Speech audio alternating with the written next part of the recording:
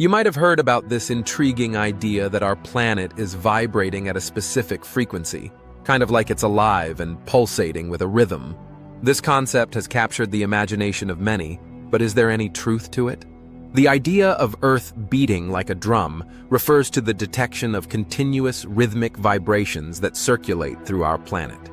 These vibrations have been a topic of discussion within the scientific community, with some researchers pointing out that they could provide insights into Earth's internal structure and possibly even help in understanding geological events like earthquakes. Others, however, are more skeptical about the significance of these findings. The debate gets intense when considering what these rhythmic vibrations could mean for our understanding of Earth's geology. Some scientists argue that if Earth is indeed vibrating in such a consistent manner, it could challenge existing theories about how our planet's interior works. They suggest that these vibrations could be linked to movements within Earth's core, or the interaction between the core and the mantle. However, not everyone agrees on the implications of these vibrations. Some experts contend that the vibrations might be too subtle to have a significant impact on geological processes. They emphasize the need for more data and research before we can draw any conclusions. Understanding these vibrations requires sophisticated technology capable of measuring movements that are incredibly small. Seismometers, which are devices used to detect earthquakes, play a crucial role in this.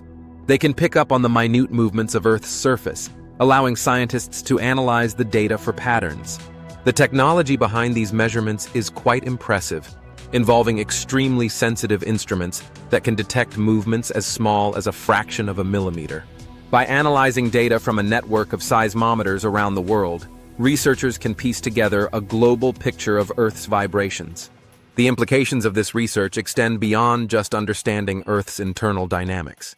If we can better grasp the rhythms of our planet, we might also improve our ability to predict natural disasters like earthquakes and volcanic eruptions.